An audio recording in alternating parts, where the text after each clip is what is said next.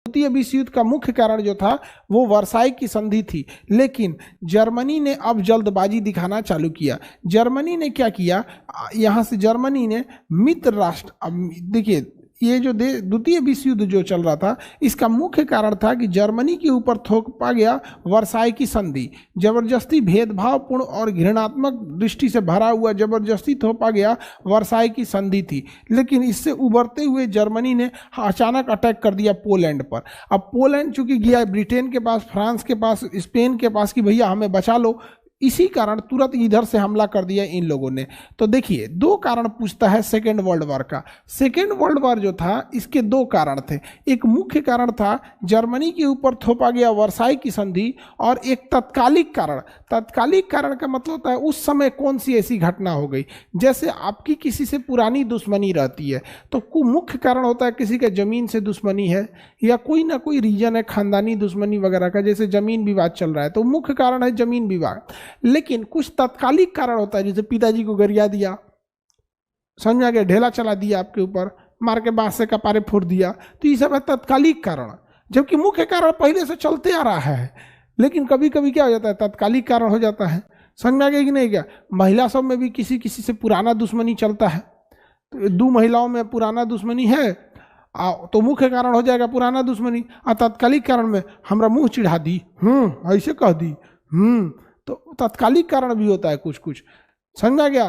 पुरुषों का तत्कालिक कारण अलग होता है, महिलाओं का तत्कालिक कारण अलग होता होगा।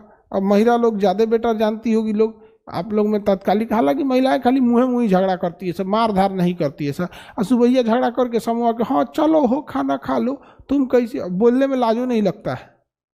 अरे भाई कम से कम अगर किसी से झगड़ा हो गया है तो एक जन्म तो उस झगड़ा को निभा दो, अगले जन्म में भले बोल देना, अगले जन्म में बोल लेना। अगर किसी से झगड़ा कर लियो तो एटलीस्ट यार कम से कम एक जन्म तो निभाओ, एक जन्म तो निभाओ, कम से कम 2-3 पीढ़ियों तक ना जाए तो फिर फायदा क्या है। कम से कम अपने बाल बच्चा को और पोता पोती को समझा के जाओगे एकरा से झगड़ा भइल बा, ये ना कि शाम में झगड़ा किए रातें फिर सट जाए, उसे अच्छा झगड़े मत करो। चलिए आगे बढ़ते हैं। तो बताइए द्वितीय विश्व युद्ध का मुख्य कारण था वर्साई की संधि, और द्वितीय विश्व युद्ध का जो चालू हुआ था 1939 से 1945 के बीच लड़ा गया द्वितीय विश्व युद्ध, बहुत भीषण युद्ध लड़ा, इसमें तो 61 देशों ने भाग लिया था। इसका दो कारण था, एक था आपका वर्साई की संधि, और दूसरा कारण था इसका तत्कालिक कारण था पोलैंड पर आक्रमण। पोलैंड पर किसने आक्रमण कर दिया था बहू? पोलैंड पर जर्मनी ने आक्रमण कर दिया, पोलैंड पर जर्मनी ने आक्रमण कर दिया। अब ध्यान से समझिए, पोलैंड को बचाने का वादा रूस भी किया था, रूस भी कहा था कि हम पोलैंड को बचाएंगे, लेकिन जर्मनी ने रूस से समझौता किया कि देखो हम पोलैंड पर आक्रमण करेंगे और पोलैंड तुमको दे देंगे। बेवकूफ बना दिया जर्मनी को, रूस को, कहा कि अच्छा मतलब तुम आक्रमण करोगे हमको दे दोगे, तो फिर ऐसा तुम परोपकार क्यों करोगे? तो कहा कि देखो हम आक्रमण करेंगे और तुम्हें दे देंगे, बदले में हमारे देश छोटा है चूंकि एरिया भाई, यहाँ उतना अनाज नहीं होता है और युद्ध में बहुत सारे खाना पीना अनाज की जरूरत हो, तुम हमें अनाज दे देना। तो इसने क्या किया, रूस ने कहा ठीक है। जर्मनी ने आक्रमण किया पोलैंड के ऊपर, रूस एकदम चुपचाप था, रूस ने अनाज भी पहुंचा दिया, पूरा अनाज का गोदाम हो गया।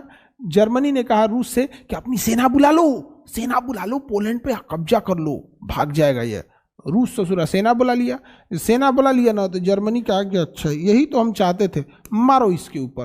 बताइए तो, बुला के मारा उसको, बताइए कितना खचरा है, कितना लहरा होगा उसको, बुला के मारा उसको। कहा उतना दूर चोटिया के मरला भी ना का जरूरत है, बुला के मारो इसको। बेचारा का मोए मोए हो गया। किसका हो गया? मोए मोए हो गया। किसका मोए मोए हो गया? बेचारा रूस का मोए मोए हो गया। अब पोलैंड तो पलिहर के बानर बनल है, कबो हेने से मार रहा है कबो ओन्ने से मार रहा है, ढोलक बन गया था पोलैंड। क्योंकि जर्मनी इधर से जाता था तो पोलैंड में लड़ाई होती थी, और रूस भी उधर से हथियार लेके आता था तो पोलैंड में लड़ाई होती थी। पोलैंड वाला कहता था हम का किए है भाई, हमरा काहे मार रहा है। तो इधर तो हो गया। यहाँ पर इसकी एयरफोर्स थी रॉयल एयरफोर्स किसकी एयरफोर्स को रॉयल एयरफोर्स कहते हैं? इंग्लैंड की किसी भी चीज को ना रॉयल कहा जाता है।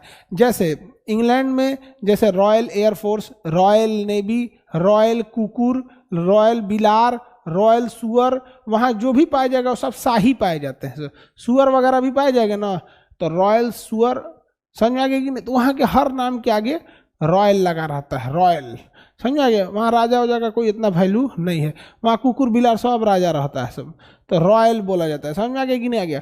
तो royal air force, royal navy, royal army, ये सब किसको कहा जाता है? ब्रिटेन वाले को। मारा इनका रॉयल पंथी उतार दिया कौन? जर्मनी। इन लोग को धो दिया यहाँ पर। 15 दिन और 15 रात बिना रुके बम गिराया था। 15 दिन और 15 रात बिना रुके बम गिराया, सोचिए। मारा यहाँ से ना 15 दिन और 15 रात बिना रुके बम गिराया था यहाँ पे। समझ में आ गया? अब आप कहिएगा कि इसके पास एयरफोर्स नहीं थी जर्मनी, ब्रिटेन के पास। ब्रिटेन के पास एयरफोर्स थी, उसके पास पायलट उतना नहीं थे सब। एक जहाज पर ब्रिटेन ने 3 पायलट रखा था, एक जहाज पर ब्रिटेन ने 3 पायलट रखा था। अब बताओ, जर्मनी ने एक जहाज के हिसाब से 10 गो पायलट रखा था, तो पायलट की संख्या ज़्यादा थी। अब वहाँ पे क्या था ना, एक पायलट को दिया जाता था जाओ बम गिराओ, अब बम गिराता था, और जब बम खत्म हो जाता था तो वापस आता था, तो बम जब भरा जाता था तो नया पायलट बैठता था उसमें, तो फुली एनर्जेटिक रहता था। और इसमें बेचारे समय पायलट कम रहता था, वही बम गिराता था, थक के आता था, फिर जहाज में बम भरता, फिर जाता था, मारता, थक गया था। ब्रिटेन के पायलट सबको नींद पूरा नहीं हो रहा था, नींद पूरा नहीं हो रहा था ना, तो जहाजिए में सूझ जा रहा था, सूझ जा रहा था। उधर जर्मनी ने मारा, पूरा उड़िया दिया, लंदन उधिया गया था। अभी लंदन कितना सुंदर है, नया बनाया है, मारा था, हिटलर उड़ा दिया था। बोलो हिटलर बाबा की जय। समझ में आ गया कि नहीं आ गया? हिटलर की जय बोलते हैं। हिटलर ने गलत किया, रे चोट्टा कहीं का। तो जलियांवाला बाग में अंग्रेजों ने क्या किया था? सत्संग किया था क्या? हाँ, हिटलर ने अगर गलत किया था तो जलियांवाला बाग में काहे मुंह अटक जाता है? हाँ, कभी भारत के लोगों से पूछ सुने हो कि आंख लाल करके इंग्लैंड से बोल रहे हैं कि हमें गुलाम बनाया, हमें अफगानिस्तान छीन लिया, हमसे पाकिस्तान छीन लिया, हमसे बांग्लादेश छीन लिया, हमसे म्यांमार छीन लिया? ना। भारत में तो मेन दुश्मन 2 लोग हैं, पता है कौन कौन? एगो पाकिस्तान, एगो मुगल।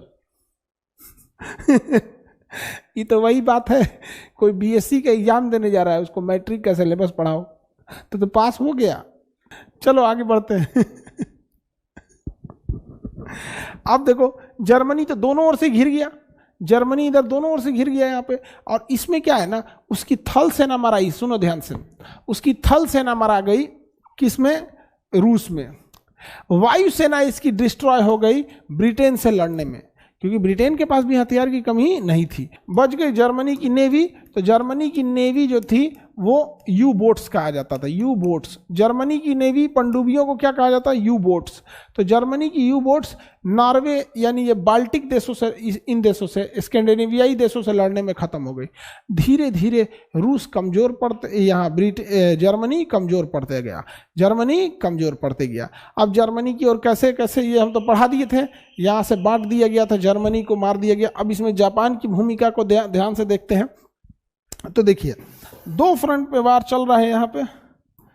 एक फ्रंट पे ये है जर्मनी, इसने फ्रंट खोल रखा है रसिया से, फ्रंट खोल रखा है यहाँ पे ब्रिटेन और फ्रांस से। एक फ्रंट खोल रखा है यहाँ पर, यहाँ फंसा रखा है अपनी एयरफोर्स को, यहाँ फंसा रखा है अपनी नेवी को, और यहाँ फंसा रखा है आर्मी को। अब यहाँ हिटलर फंस चुका था, यहाँ हिटलर क्या हो चुका था? फंस चुका था। धीरे धीरे हिटलर को समझ में आ गया था उसने बहुत बड़ी गलती की है। यहाँ हिटलर को सुभाष चंद्र बोस ने समझाया भी था कि आपको रसिया पर आक्रमण नहीं करना चाहिए था, आपको रसिया पर आक्रमण नहीं करना चाहिए था। लेकिन ना, रूस माना ही, हिटलर माना ही नहीं, हमला कर दिया, फंस गया चारों ओर से। अब ध्यान से समझिए, हिटलर का साथ कौन दे रहा था? हिटलर का साथ इधर से बेनिटो मुसोलिनी दे रहा था, इटली। और इधर में कौन साथ दे रहा था? तो जापान साथ दे रहा था। इधर में जापान साथ दे रहा था, जापान। देखिए, इधर जर्मनी ने जो गलती किया ना, इधर जापान ने गलती किया। जापान ने ना चीन के मंचूरिया पर आक्रमण कर दिया। चीन की किस पर? मंचूरिया पर। चीन का इधर का एरिया का नाम है मंचूरिया। यहाँ पे बहुत अच्छी खेती होती है। चाइना में खेती और अच्छी ज़मीनें केवल और केवल मंचूरिया में है। और आपको पता है कि 1945 के समय सब कुछ खेती पे ही डिपेंड था। इंडस्ट्रियलाइजेशन जो भी थे वो खाने पीने कपड़े के ही इंडस्ट्रियलाइजेशन थे वहाँ पर। और इसने मंचूरिया पर आक्रमण कर दिया।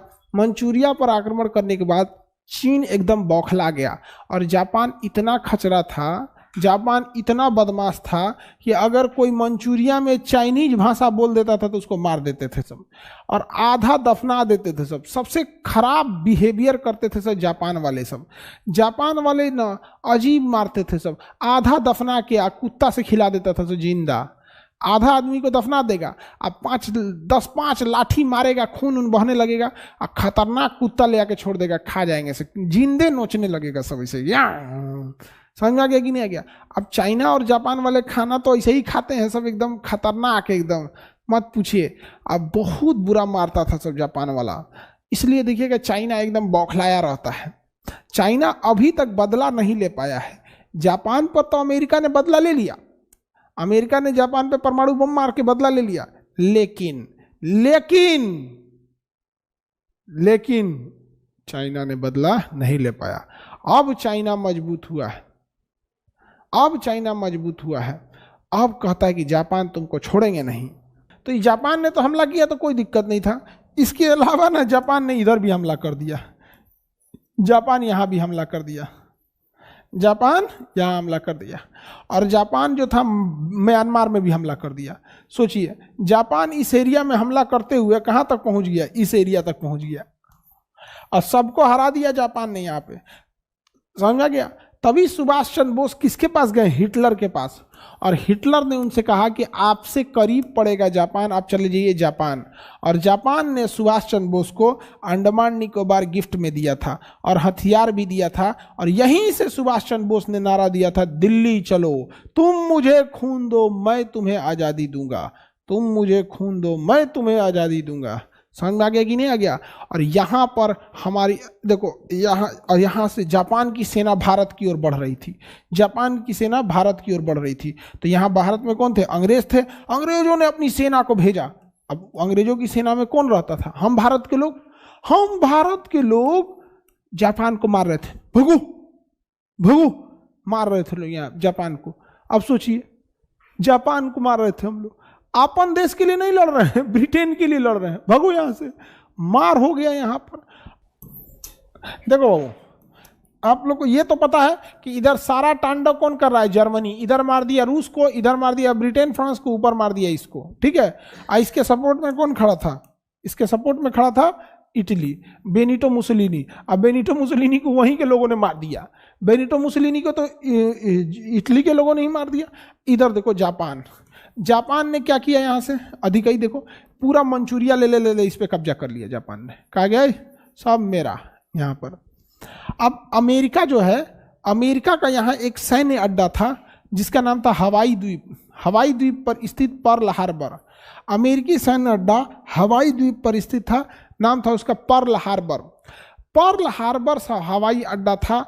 अब बहुत जबरदस्त यहाँ अमेरिका ने अपनी नेवी, एयरफोर्स, पनडुब्बी लगा के रखा था, बहुत ज्यादा जबरदस्त एकदम। इस एरिया में जापान को लगता था कि यहाँ इतनी नौसेना क्यों रखा है। जापान का मूड घसका। 7 दिसंबर 1941, 7 दिसंबर 1941 जापान ने यहाँ से अपना एयरफोर्स और नेवी उठा, और सुबेरे सुबेरे मार के धड़ाधड़ इतना ना मारा यहाँ पे, जबकि अमेरिका जापान में कोई दुश्मनी नहीं। जैसे मान के चलिए अभी भारत के ऊपर पाकिस्तान हमला कर दे तो समझ में आता है कि भैया दुश्मनी थी, चाइना हमला कर दे तो समझ में आता है दुश्मनी थी। पता चला उठ के सिंगापुर आके मारने लगा तो लोग कहेंगे रे भाई तुम क्या मार रहा है, तुमसे क्या दिक्कत था हमको। तो जापान और अमेरिका में कोई दिक्कत नहीं था। ये जापान उठा ना, धनाधन धड़ धड़ धड़ मारने लगा। इतना बम गिराया कि पर्ल हार्बर जो था ना वो पूरा द्वीप था, उस द्वीप पर सैनिकों के रहने के लिए क्वार्टर बनाया गया था, सैनिकों के बच्चे पढ़ सके उसके लिए स्कूल बनाया गया था, और हॉस्पिटल बनाया गया था, रनवे था, एयरपोर्ट था, दो तीन तीन गो, उस पर जहाजें खड़ी थी, 100-200 जहाजें, बंदरगाह था जहाँ पे पानी वाली जहाजें लगी थी, सब लड़ाकू जहाजें लगी थी, सब पनडुब्बियाँ लगी। धड़ाधड़ बम गिराया, इतना बम गिराया जापान, इतना बम गिराया कि किसी को संभलने का मौका नहीं मिला था। तबाह हो गया अमेरिका। और उसके बाद से लौट गए सभी, सब हमला करके चलो लौट गया, चलो भगा दिया, लौट गया, जापान मार के लौट गया यहाँ पे, चलो यहाँ से ये पगला गया है, देख रहे हैं लिखते हैं तो मिटा देता है, लौट गया यहाँ से। अमेरिका कहा कि भाई हम क्या गलती किए थे ये बताओ। तो जापान ने कहा तुम इतना आगे बढ़ गया था ना भाई, इतना आगे बढ़ गया था ना, हमको देखा नहीं जा रहा था, इतना आगे कोई बढ़ता है, इसीलिए हम बम मारती हैं। जापान, अमेरिका बेचारा टेंशन में कहा कि कैसन पागल आदमी हो। जापान का कहना था कि हम ये एरिया लेते हैं, हिटलर कह रहा था कि ये हम ले लेते हैं, और ये सब कह रहे थे सब ना अमेरिका से कि तुम ही ले लो ना, हम तुमको मना किए हैं, समझ रहे हैं। जापान जाके बम मार दिया, अमेरिका पगला गया, कहा कि हम मरबो तोरा, हम मरबो। अमेरिका ने कहा कि जापान तोरा हम मरबो, तो कहा मरबो, मार मार। तो जापान कहा कि जो चीज होगा देख लेंगे। अमेरिका का बेचारा जापान से लड़ने की औकात नहीं थी। अमेरिका ने आदेश दिया अपने वैज्ञानिकों को कि ऐसन बम बनाओ, ऐसन बम बनाओ कि पूरा जापान में धुआं धुआं हो जाए। अमेरिका वाले जो इंजीनियर थे सब, उन्होंने दबा के काम किया और 4 साल में बना दिया सब परमाणु बम, और कहा सब कि इस बम को मारिए, इस बम को मारिए जापान में जाके, पूरा जापान में धुआं धुआं ना हो जाएगा तो कहिएगा यहाँ पर। अमेरिका ने ले गया 6 अगस्त और 9 अगस्त को, 6 अगस्त 1945 और 9 अगस्त 1945 को धाए धाए जाके मार दिया। अब पूरा जापान में क्या हो गया, धुआं धुआं हो गया, समझ में गया। ये वाला बमवा जो था, ये पहला 9 अगस्त 6 अगस्त को जो मारा गया था, ये मारा गया था हिरोशिमा में, और इसे मारा गया नागासाकी में। हिरोशिमा में, नागासाकी में। ABCD में पहले ह आता है, H आता है, इसलिए हिरोशिमा और फिर नागासाकी। हिरोशिमा और नागासाकी पे बम मार दिया, मारा, पूरा जापान दहल गया। और ये पहला बम था इस टाइप का। ये बम इतना खतरनाक होता है ना, ये इससे सबसे ज़्यादा खतरनाक जानते हैं क्या होता है? ये परमाणु बम इन 100 से निकल जाता है एक्सरे। क्या निकल जाता है? एक्सरे। और ये एक्सरे जो होता है, अब देखो मानव शरीर की क्षमता जो होती है ना, 20 रोंटजन के तक 20 रोंटजन तक हम लोग झेल सकते हैं। मानव शरीर की क्षमता होती है, हम 20 रोंटजन तक झेल सकते हैं। डॉक्टर हम लोग का जो एक्सरे लेता है वो लगभग 6 या 7 रोंटजन पे एक्सरे लेता है। रोंटजन एक्सरे की मात्रक होता है रोंटजन, समझा? रोंटजन, तो रोंटजन इसका मात्रक होता है। तो हम लोग 20 तक झेल लेते हैं। डॉक्टर लेता है 5, 6, 8, 10 रोंटजन तक ले लेता है एक्सरे पे, जितना उसको फिगर क्लियर चाहिए यहाँ पे। अब 20 रोंटजन से ऊपर जाएगा तो हमारे शरीर के लिए नुकसान करता है। ऐसे पूरा परमाणु बमों में ना 200 से 250 रोंटजन तक एक्सरे निकलता है। 200 से 250 रोंटजन का एक्सरे निकलता है। आप खड़े रहिएगा, आपका किडनी, दिल, गुर्दा खत्म हो गया यहाँ पे, धाए से मारा यहाँ पे, आप खड़े रहिएगा। कई एक्सरे होता है तो क्या आपके शरीर को कुछ होता है? एक्सरे होगा तो दिखने में कोई दिक्कत थोड़ी है, धाए दे गिर के मर जाएगा आदमी। 250 रोंटजन का एक्सरे निकलता है, आदमी की मृत्यु होती है। पूरा विश्व युद्ध का माहौल पलट दिया अमेरिका ने, और मारा धाए से।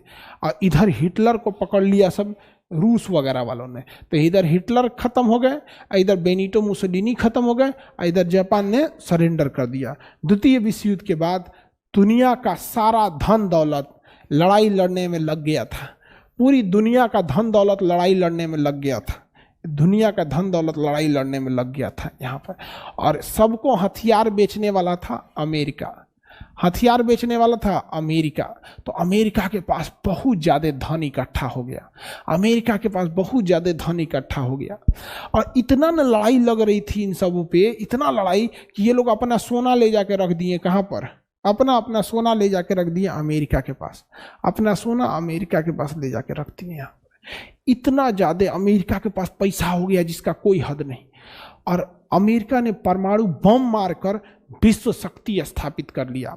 अब अगर आपके पास टेक्नोलॉजी है, आपके पास पैसा है, तो फिर आपको कोई पीछे नहीं कर सकता है।